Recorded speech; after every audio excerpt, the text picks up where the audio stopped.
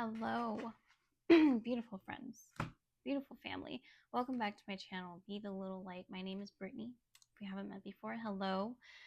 I have taken a little time off, just going with the flow and honoring my energy. So if you've been wondering where I've been at, I've just been tending to my own energy, living life. Gotta live that life, dog. And yeah, I'm I'm very aware of algorithms and and all the things. But at the same time, it's important for me to remain in my authenticity, my integrity, and not show up when I'm not feeling called to. If you catch my drift, you catch my drift. You know what I mean? But I decided to sit down, catch up with you guys. I want to check in with you. I want to see how we're all feeling post eclipse season. This message is timeless, so I do trust that even if the eclipses did not end at the time that you're watching this, I trust I'm setting the intention that there will still be something in here for you if you found a resonance, a reason to watch this video. So, in the energy, in the air, in the ethers, it's very interesting. It's very powerful, magnetic, huge shifts. At the same time, we have this very fiery Aries energy, and I just had the solar eclipse in Aries a few days ago, and I'm still integrating from all of that. It was very beautiful. But when I went to really sit down and get into the energy of the collective, it definitely felt very all over the place, felt very like frantic, irritable. And I feel that that is very much just the energetic soup that we're in right now. It can kind of feel combative. When I was shuffling the cards, I was shuffling this deck, and right away all these cards wanted to come out, but it was like a fat stack, and I was like, I'm not taking I'm not taking all of those. We'll reshuffle them and see what wants to come back around. But at the top of that was the battle card, and I feel that that's very it's very much a metaphor for this energy of combat, of battlefield. I'm hearing spiritual playground. It's like pick your player. Um, and also, it's very much this energy of feeling on guard. When I shuffled again, cards that came up were around fear, people having fear around being displaced, um, security, that what what makes you feel secure in your day to day. Those things right now might be being really pushed upon in you feeling stable in your material world.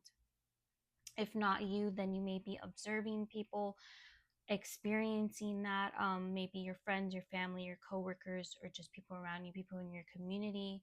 And there is a lot of displaced anger as well. Um, Fear can be a root for a lot of things. They can be a root of projections. They can be a root of people acting out, people even seemingly acting out of character, kind of just being in a mood to argue or fight.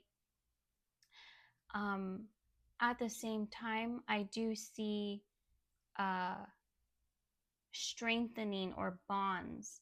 I did hear trauma bonding. There may be trauma bonding. I do feel there's definitely major collective trauma bonding going on.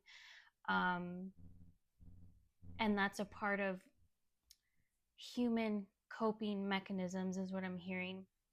There's also the energy around learned behavior.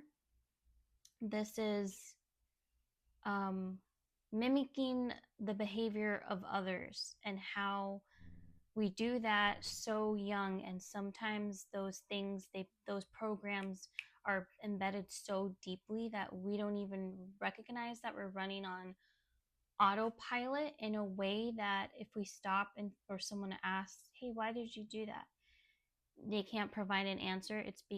It's so unconscious, because it's so deeply bedded in the subconscious, because it was such a learned, engraved behavior. This could be a way of being, this could be how you spend your money, this could be how you treat a romantic partner, treat your kids, etc. And I feel like the opportunity right now is being highlighted around asking yourself, why do you say the things that you do? Where is it coming from? Is it actually aligned with how you truly feel, or how you truly would like to be, embody, show up in the world? There's this great invitation of not only being observant to others, and not absorbing other people's energy, and allowing yourself to be an individual, at the same time allowing you to observe yourself, like stepping aside and allowing you to observe your own self, so that you can better understand where you're coming from, and perhaps what some of the deep programs that are still operating within your system, and seeing which of those are working for you and which of those are working against you. And not in any way that you shame yourself, guilt yourself, make you feel bad about yourself. It's an opportunity for you to shift things, for you to rewrite, recode the programming, so that it serves you in the way that you're intending it to. There's also this energy, this message around being curious.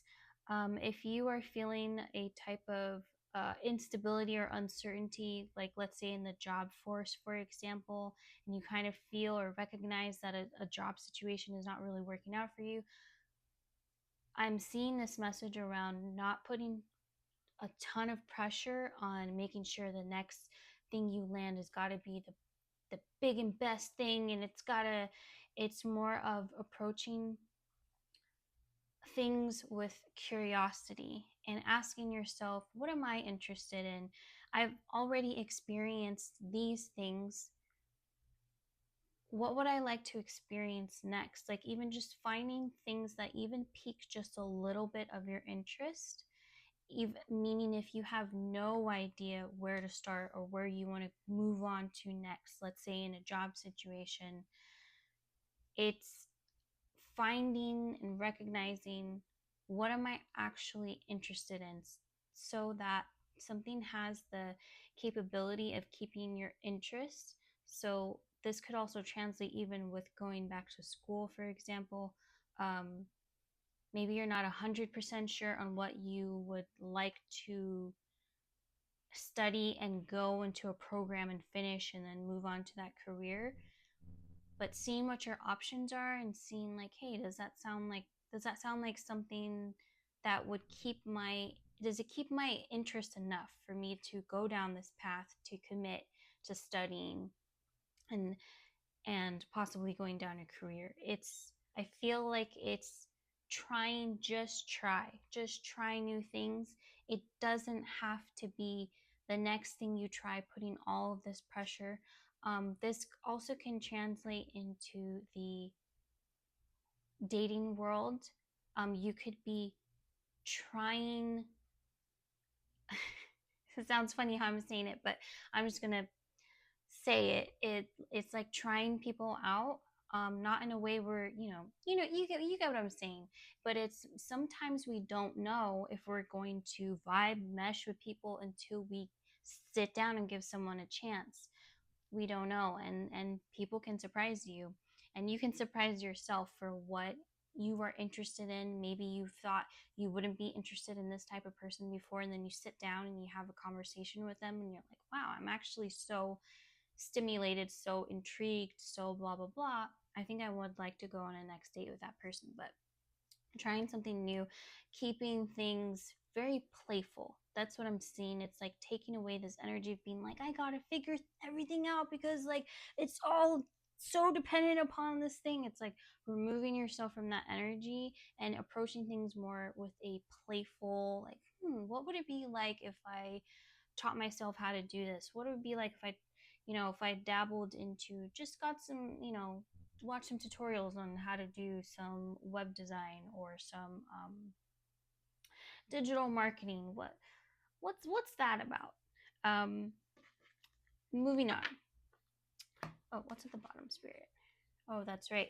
Um, some of you may be feeling very much in a vulnerable state. You might be feeling, and I was asking vulnerabilities around what, and I was pretty much getting all the boards, across all the boards, meaning feeling vulnerable mentally, spiritually, physically, and financially.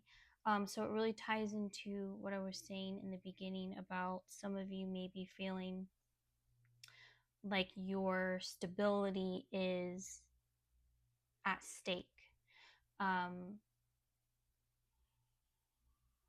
And just being very observant and mindful of your choices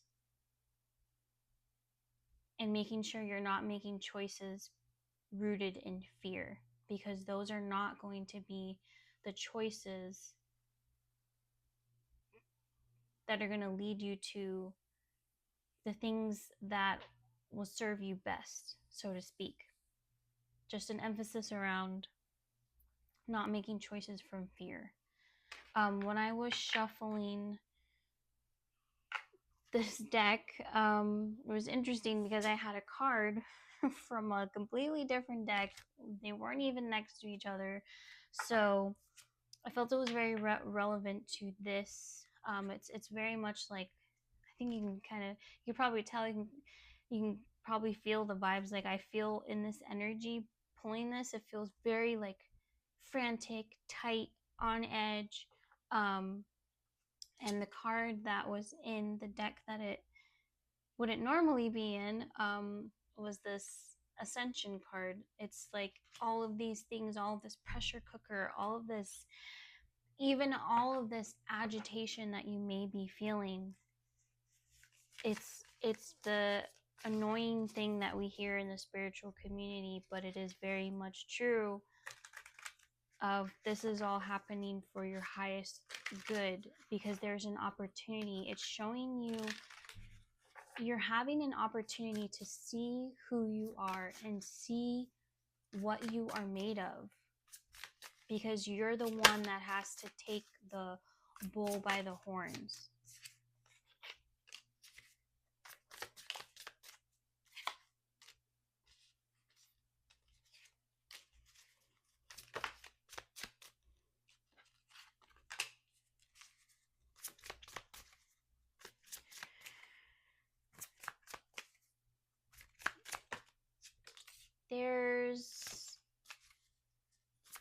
There's a big message here on forgiving yourself in terms of past relationships, um, even things with your finances.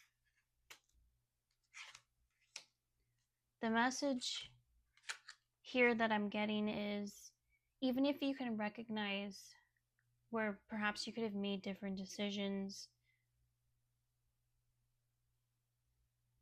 there's no need to go back into your mind and make yourself feel like crap because of the decisions that you made financially or in your love life.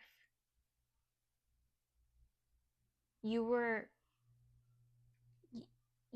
making choices and living according to the frequency and the headspace that you were in. hindsight is 2020, and that's why it's good to always check in with yourself, but remind yourself that you're not here to be a perfect person. You're not expected to be a perfect person.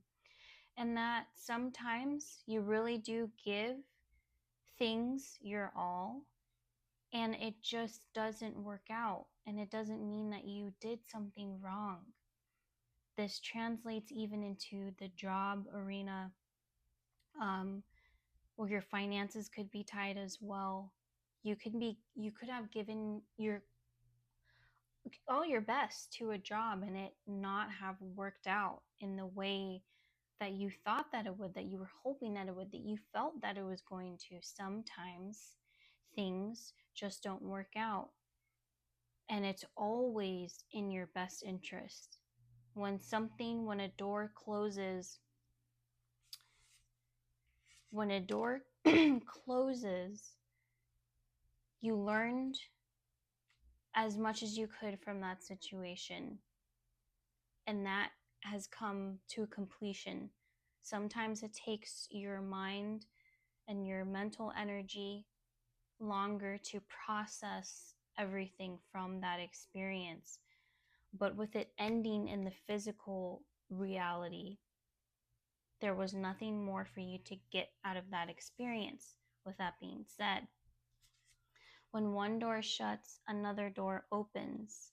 And perhaps you would not have been as comfortable to walk into a new door, to walk into like a new shop. It's like, well, it's making me think of, like, let's say you're walking around shops, right? And there's a store that you always go to that you're used to it being open.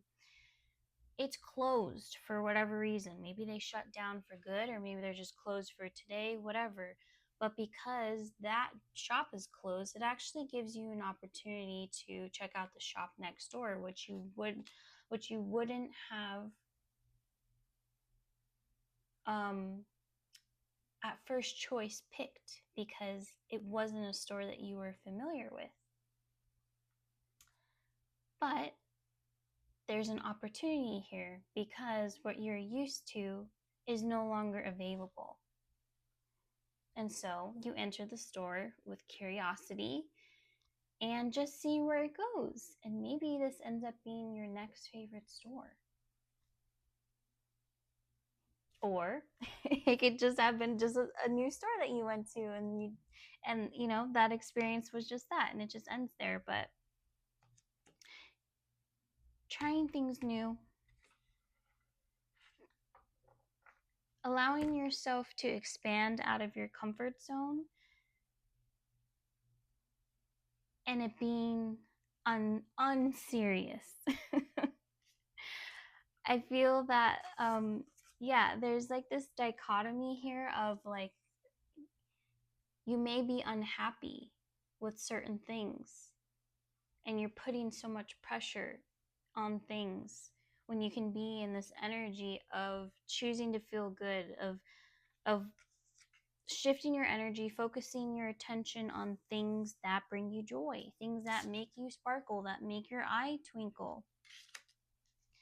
Because there's a million and cajillion things that you can focus on to make you feel sad and down, and all those things are valid. There is nothing here that's saying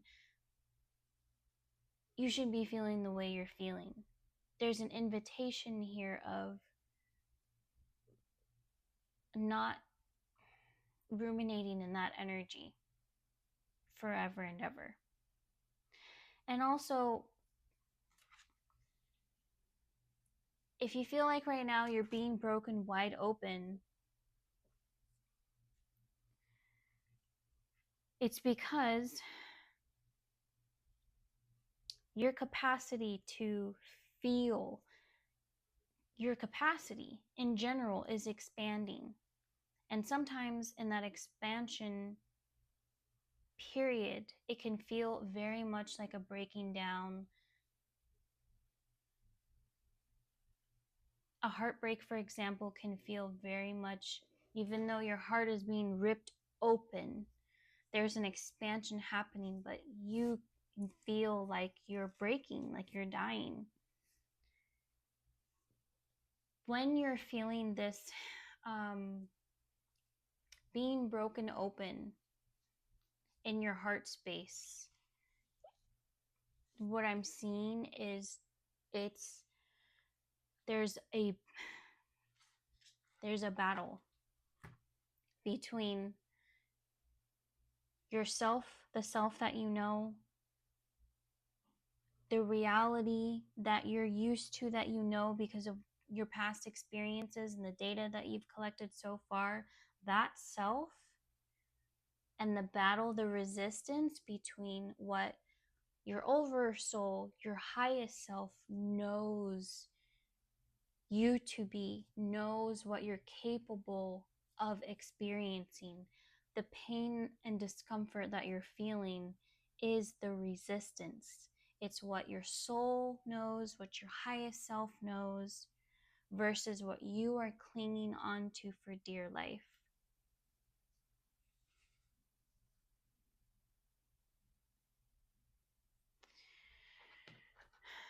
What's the advice? What's the advice?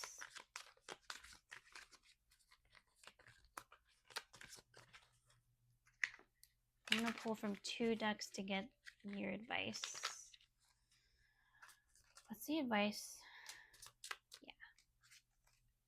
Yeah. The advice is, I want you to do something fun for yourself. Even if that means you making your own little staycation in your own place, tapping into your sensual, sacred energy, that sacred drip, ooey gooey energy. Creating from that space is where you're going to create whole new worlds for yourself. Sometimes you feel like you're breaking down right before the next big thing in our life. It's like that breaking down is actually your breakthrough, because you're trying to get through to yourself. Your highest self is trying to get through to yourself. Your guides are knocking on the door. They're saying, you're ready, you're ready, you're ready. You have to reconcile the thing within yourself, the programs, the deeply embedded programs that's telling you that you're not ready, that it's not going to be safe. Shifting that, shifting that. You are a powerful manifester. You are a powerful creator. Abundance is your birthright. You are magic. Your energy is magic. Your word is your wand. Believe that, know that. Some of you are going to be reuniting with people. This could be lovers. These could be friends. This could be soul fam. This could be people you have known from other lifetimes and meeting them in this reality. But I'm also seeing a great homecoming. This is a homecoming of you to yourself. You getting to re-experience who you truly are.